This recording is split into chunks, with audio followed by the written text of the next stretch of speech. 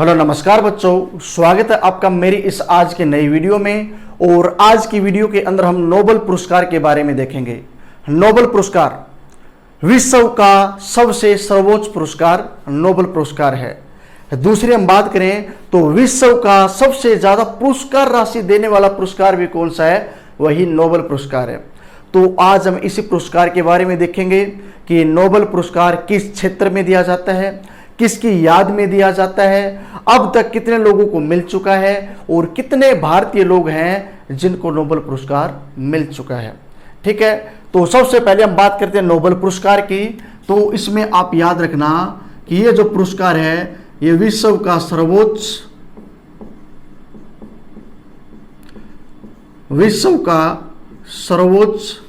व सर्वाधिक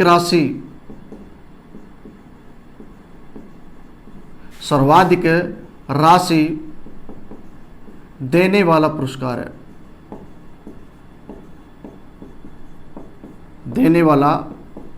है। कौन सा पुरस्कार? नोबेल पुरस्कार। अब बात की जाए कि सर ये नोबेल पुरस्कार आपने बता तो दिया, लेकिन हमें ये और बताओ कि ये नोबेल पुरस्कार किसकी याद में दिया जाता है और क्यों दिया जाता है। तो इसके ऊपर हम बात करेंगे। तो नोबेल पुरस्कार किसकी याद में दिया जाता है? तो एक वैज्ञानिक और उसका नाम था अल्फ्रेड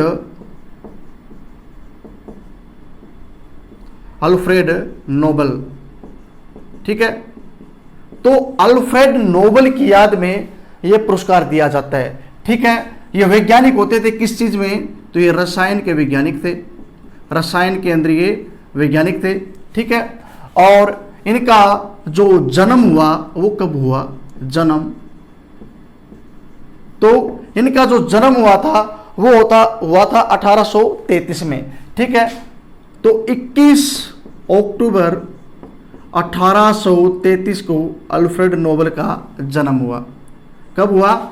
21 अक्टूबर 1833 को इसका जन्म हुआ।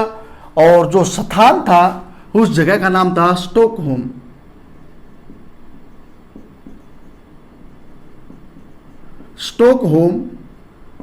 जो स्वीडन की राजधानी है, यहां पर इसका जन्म हुआ। ठीक है, और ये रसायन शास्त्र के वैज्ञानिक होते थे। अगली बात करें कि इसने एक खोज की और वो खोज थी 1867 के अंदर की। और उस खोज में इसने क्या खोजा? डायनामाइट को इसने खोजा था। ठीक है, और जब इसने डायनामाइट को खोजा तो इसके पास आमदनी तो बहुत हुई, पैसे तो बहुत आए इसके पास, क्योंकि डिमांड बहुत हुई थी डायनामाइट की। लेकिन इसके बाद में लोग इसको गालियां देने लग गए। और जब लोग इसको गालियां देने लग गए तब अल्फ्रेड नोबेल को बड़ा दुख हुआ कि मैंने तो ये आविष्कार लोगों की भलाई के लिए किया था, लेकिन लोग क्या मेरे को गालियां दे रहे हैं। आखिर गालियां क्यों दे रहे थे? ऐसा क्या कर दिया था इसने? तो अल्फ्रेड नोबेल ने जो डायनामाइट खोजा था वो डायनामाइट लोगों की भलाई के लिए खोजा, लेकिन उस डायनामाइट का लोग दुरुपयोग करने लग गए। किस में? तो बारूद के अंदर मंदक के रूप में। पहले जो बारूद था वो सेफ नहीं होता था। बारूद का प्रयोग करने के लिए जब उसको एक जगह से दूसरी जगह पर लेके जाते थे युद्ध में, तो वो कहीं पर भी फट सकता था। तो एक ऐसी खोज की जरूरत थी जो उस बारूद को यानी कि सेफ कर सके, वो कहीं पर भी न फटे। जब हम उसको फोड़ना चाहे तभी वो फूटे। तो इसने जब डायनामाइट को खोजा तो इसका भारी प्रयोग किया युद्धों के अंदर। और इसके बाद में बहुत ज़्यादा लोगों की क्या हुई? त्रासदी हुई, बहुत ज़्यादा लोगों की जन हानि हुई। तो लोगों ने इसको गालियां देना शुरू किया, इसको काला वैज्ञानिक कहना शुरू किया। तो इसके बाद में अल्फ्रेड नोबेल को बड़ा दुख हुआ और अल्फ्रेड नोबेल ने क्या कहा अपने दोस्तों को कि भाई जब मैं मर जाऊं तो लोग मेरे को इतिहास में काला वैज्ञानिक न बोले, तो आप कुछ ऐसा करना। ठीक है, मेरे पास पैसा बहुत है, पैसे की कमी नहीं है मेरे पास। ठीक है, लेकिन इस पैसे का आप ऐसी जगह यूज करना जिससे ये लोगों की भलाई के काम आ सके। ठीक है, क्योंकि अल्फ्रेड नोबेल ने शादी नहीं की थी। बोला मेरा कोई लड़का भी नहीं है, मेरी कोई वाइफ भी नहीं है, मेरी कोई लड़की भी नहीं है। ठीक है, कोई नहीं है मेरा। ठीक है, ये पैसा क्या काम आएगा? ये किसी की भलाई के काम आ जाए तो बहुत अच्छा है और लोग मेरे को अच्छी नज़र से देखेंगे। और 1867 में इसने डायनामाइट को खोजा था। ठीक है, और फिर जो प्रकृति का नियम है आप लोगों को पता ही होगा, क्या जो जन्मा है उसकी मृत्यु भी निश्चित है, ये आपको पता होगा। और अल्फ्रेड नोबेल की भी मृत्यु हुई, और कब हुई? 10 दिसंबर 1896 को। ठीक है, इनकी डेथ, मृत्यु जो हुई है, डेथ, वो हुई है 10 दिसंबर 1896 को। और इसकी मृत्यु के बाद में इसने अपने दोस्तों को जो वादा किया था ना, उन दोस्तों को वो बात याद आई, और उन दोस्तों ने अब अल्फ्रेड नोबेल की याद में कुछ ऐसा करना चाहा जिससे लोग इसको अच्छी नज़र से देखें। और विचार चल रहे थे, तो एक बंदे ने बताया कि भाई आप एक काम करो कि आप अल्फ्रेड नोबेल की याद में क्या बना दो, आप अल्फ्रेड नोबेल की याद में एक फाउंडेशन बना दो। क्या बना दो? फाउंडेशन बना दो, और उस फाउंडेशन के अंदर आप जो बैंक में पैसा जमा कराओगे उसका जो ब्याज आएगा, उस ब्याज से आप लोगों की भलाई कर सकते हो। बोला कैसे, ये तो बताओ कैसे भलाई करेंगे हम? बोला कुछ नहीं है, अल्फ्रेड नोबेल ने अपने फील्ड में अच्छा किया, इसने डायनामाइट को खोजा। इस विश्व में कोई भी बंदा जो भी अच्छा काम करता है अपने फील्ड में, सराहनीय काम करता है, आप उसको पुरस्कार दो। पुरस्कार के रूप में आप उसको कुछ एक राशि दो, आप उसको कोई पदक दो, आप उसको कोई सर्टिफिकेट दो, और जब उसको पुरस्कार मिलेगा तो वो अच्छी नज़र से देखा, किसको? अल्फ्रेड नोबेल को अच्छी नज़र से देखेगा। बोला भाई बड़ी अच्छी बात कही आपने, और हम ऐसा ही करेंगे। और इसके बाद में क्या हुआ? उसके बाद में 29 जून सन 19 को, ठीक है, इनकी मृत्यु के बाद में, कब? 29 जून 1900 को क्या किया गया भाई? इन्होंने नोबेल फाउंडेशन की स्थापना की। नोबेल फाउंडेशन की स्थापना, ठीक है, नोबेल फाउंडेशन की स्थापना की इन्होंने 29 जून सन 1900 को। और इसकी स्थापना करने के बाद में इन्होंने घोषणा कर दी कि भाई हम नोबेल पुरस्कार देंगे। ठीक है, अब बात आई कि हम कितने क्षेत्र में देंगे। भाई इस दुनिया में काबिल लोगों की कमी नहीं है, हर मोहल्ले में आपको कोई ना कोई काबिल मिलेगा, बस उसको अपनी काबिलियत का नहीं पता होता। ठीक है, तो बोला इस दुनिया में काबिलियत की कमी नहीं है, लेकिन हम कौन कौन से फील्ड में देंगे ये तो बताओ। बोला ये बात भी सही है, हम कौन कौन से फील्ड में देंगे। तो शुरुआत में 5 क्षेत्र डिसाइड किए गए कि भाई हम 5 क्षेत्र में नोबेल पुरस्कार देंगे। ठीक है, और वो 5 क्षेत्र कौन कौन से थे तो आप लिखो, तो लिखो नोबेल पुरस्कार का वितरण,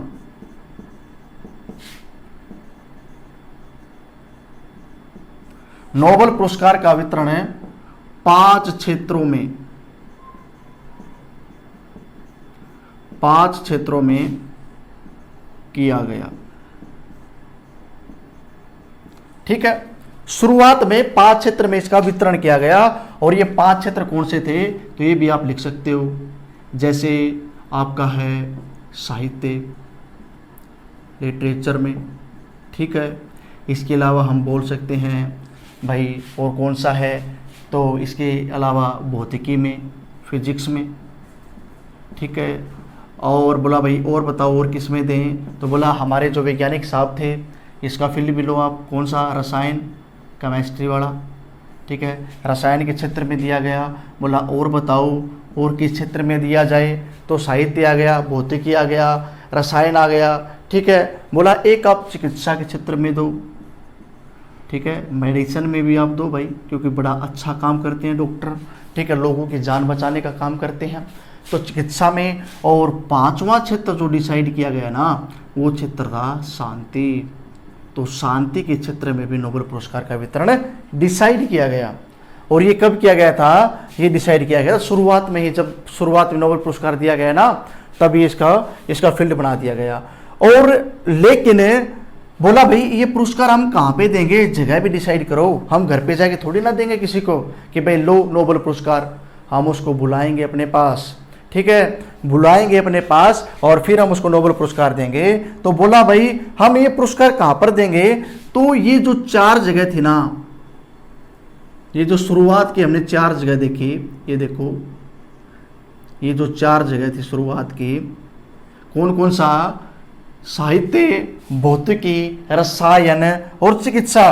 बोला भाई हम इसका जो पुरस्कार है, इसका हम पुरस्कार देंगे कहां पर है? स्टॉकहोम में, जो स्वीडन की राजधानी है ना स्टॉकहोम, हम वहां पे इस पुरस्कार का वितरण करेंगे। बोला अच्छी बात है भाई, आप यहाँ पे इसका वितरण कर रहे हो, बड़ी अच्छी बात है, ठीक है। तो शुरुआत में कहाँ पर दिया गया भाई? तो ये 4 क्षेत्र में ये पुरस्कार दिया गया स्टॉकहोम में, ठीक है। कौन कौन से में? साहित्य, भौतिकी, रसायन और चिकित्सा। बोला अब ये बच गया शांति का, ये कहाँ पे देंगे? बोला भाई शांति का हम यहाँ पे नहीं देंगे, शांति के जो फील्ड का क्षेत्र है ना, इसको हम पुरस्कार देंगे कहाँ पर है? हम देंगे ओस्लो में,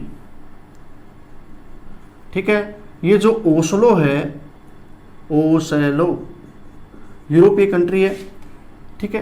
तो ओस्लो नॉर्वे की राजधानी है और बोला हम शांति के क्षेत्र का जो पुरस्कार है वो नॉर्वे की राजधानी ओस्लो में देंगे। बाकी जो 4 फील्ड होंगे उसका पुरस्कार हम कहां पर देंगे? स्टॉकहोम में देंगे, जो स्वीडन की राजधानी है, ठीक है। तो ये बात बोली गई, ठीक। लेकिन भविष्य के अंदर एक फील्ड और जोड़ना पड़ा। शुरुआत में 5 क्षेत्र थे, आपको पता रखना है, लेकिन वर्तमान में अगर पूछा जाए ना प्रेजेंट टाइम में कितने क्षेत्रों में नोबेल पुरस्कार दिया जाता है, तो प्रेजेंट टाइम में आप 5 क्षेत्र मत करके आना, प्रेजेंट टाइम में आपको 6 क्षेत्र में नोबेल पुरस्कार देखने को मिलेगा। कितने में? 6, ठीक है। 6 क्षेत्र में आपको नोबेल पुरस्कार देखने को मिलेगा। तो 6ठा क्षेत्र और याद रखना, जो आपको मैं लिख देता हूं साइड में, शायद आपको यहां पे दिखाई दे रहा होगा। तो जो 6ठा क्षेत्र है 6th, तो वो है अर्थशास्त्र,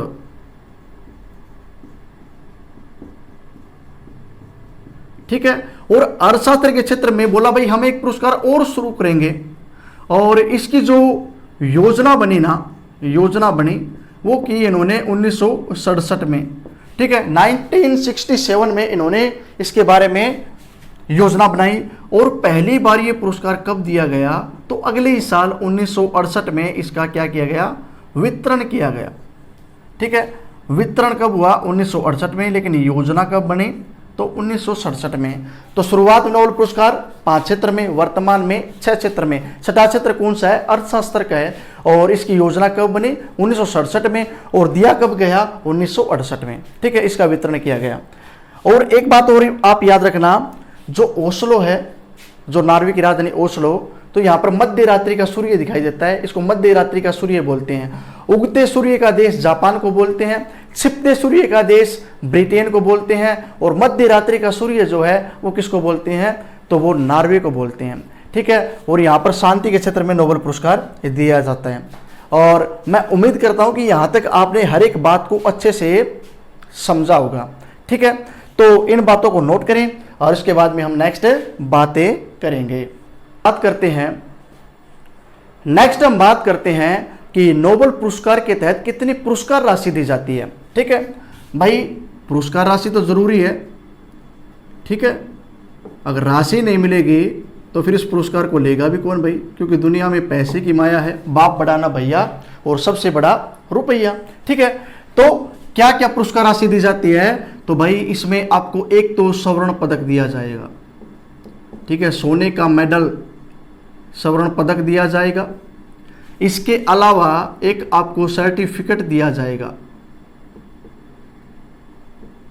सर्टिफिकेट भी आपको इसके तहत दिया जाएगा। और क्या देंगे भाई इसके तहत? तो इसके तहत आपको 10 मिलियन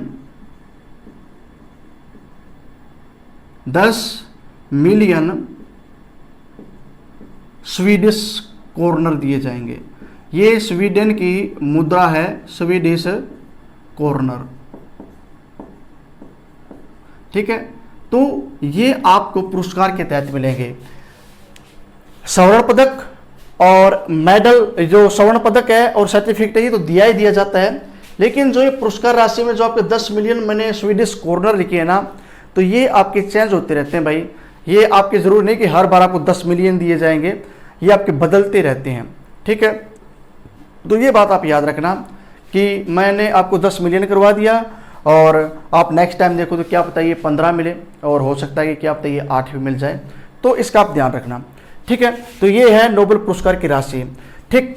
अब बात करते हैं कि नोबेल पुरस्कार की शुरुआत कब हुई, पहली बार इसका वितरण कब हुआ, ठीक है भाई। तो नोबेल पुरस्कार को पहली बार दिया गया था सन 1901 में, ठीक है। सन 1901 के अंदर इसका वितरण किया गया। और सबसे पहले किसे दिया गया, सबसे पहले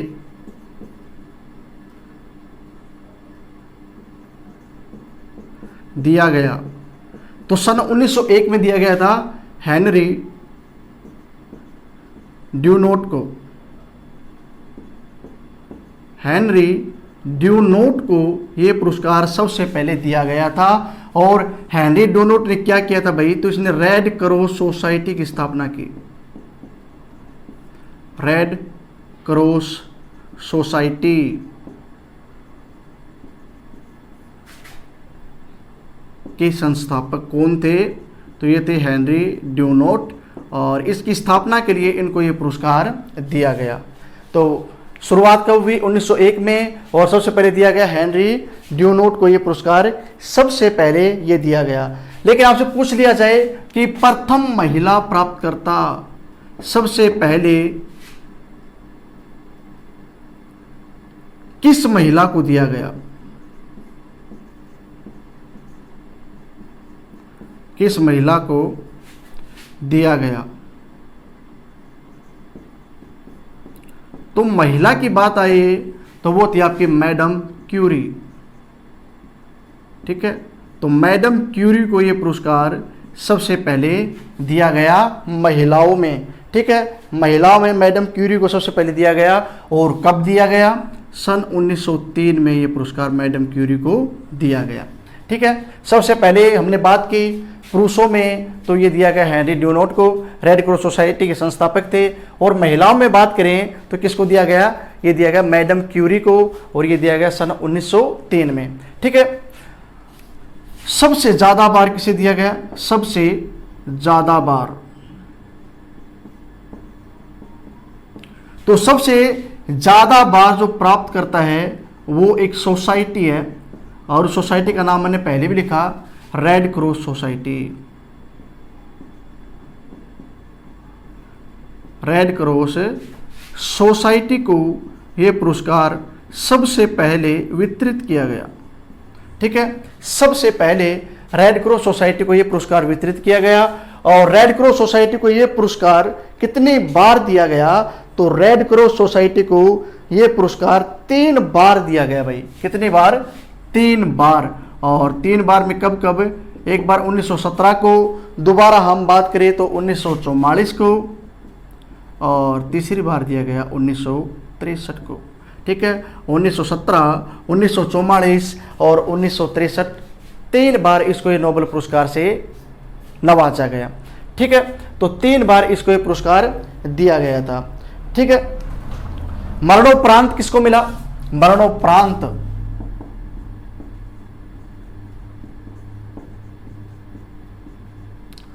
ठीक है, मरणोपरांत प्राप्तकर्ता, तो मरणोपरांत केवल 2 ही हैं, केवल 2 को मिला, ठीक है भाई। केवल 2 ही लोगों को मरणोपरांत ये पुरस्कार दिया गया था। और इनमें आपको 2 लोगों का नाम भी पता होना चाहिए। एक आपका एरी एक्सल, ठीक है, एरी एक्सल,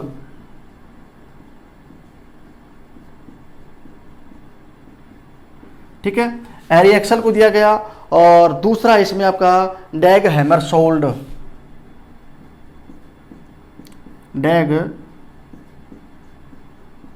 हैमरशोल्ड, ठीक है। जो एरी एक्सल को मिला, ये मिला सन 1931 में, ठीक है, सन 1931 में इसको ये पुरस्कार दिया गया। और डैग हैमर सोल्ड को दिया गया था ये सन 1961 में, ठीक है। लेकिन जब इनको ये नोबेल पुरस्कार दिया गया ना, तब इसके बाद मीटिंग हुई और मीटिंग के अंदर बताया गया कि भाई मरने के बाद में किसी को नहीं देंगे, हम जीते जी देंगे ये पुरस्कार, ठीक है। अगर जीते जी किसी को मिलता है तो पुरस्कार राशि को भी काम मिलेगा, ठीक है, उसको सम्मान भी मिलेगा। मरने के बाद में कौन देखने के लिए आता है भाई, तो बोला मरने के बाद में आज के बाद नहीं देंगे भाई, ठीक है, मना कर दिया, बोले इनको दे दिया तो दे दिया, कोई बात नहीं है, आगे मत देना किसी को। और 1974 में मरणोपरांत इस पुरस्कार को बंद कर दिया गया, ठीक है। 1974 में मरणोपरांत इस पुरस्कार को बंद कर दिया गया और 1974 के बाद में मरणोपरांत किसी को भी ये पुरस्कार नहीं दिया गया मरने के बाद में। उससे पहले दो ही लोगों को मिला, एरी एक्सल को 1931 में और डैग हैमरशोल्ड को कब दिया गया, तो ये दिया गया 1961 में, ठीक है। और डैग हैमरशोल्ड कौन थे, तो ये यूएनओ के महासचिव होते थे डैग हैमरशोल्ड, ठीक है।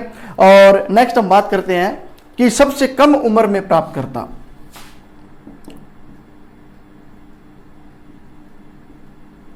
सबसे कम उम्र में प्राप्त करता कौन, मेल, ठीक है। तो भाई पुरुषों के अंदर सबसे कम उम्र में किसको मिला है, तो लॉरेंस ब्रेग को, लॉरेंस ब्रेग को यह पुरस्कार दिया गया, कब, 25 वर्ष की उम्र में, ठीक है भाई, 25 साल की उम्र में इसको ये दिया गया। और सबसे कम उम्र में प्राप्त करता हम बात करें फीमेल, महिलाओं में किसको मिला सबसे कम उम्र में, तो महिलाओं में ये जो पुरस्कार मिला था वो था मलाला यूसुफजई, मलाला यूसुफजई को दिया गया ये पुरस्कार। और कितनी उम्र में, तो मात्र 17 साल की उम्र की जब ये थी तो इनको इस पुरस्कार से नवाज दिया गया था, ठीक है। फिर हम बात करते हैं सबसे ज़्यादा उम्र में, सबसे ज़्यादा उम्र में, सबसे ज़्यादा उम्र में प्राप्त करता मेल, ठीक है, तो वो था गुडाइनफ,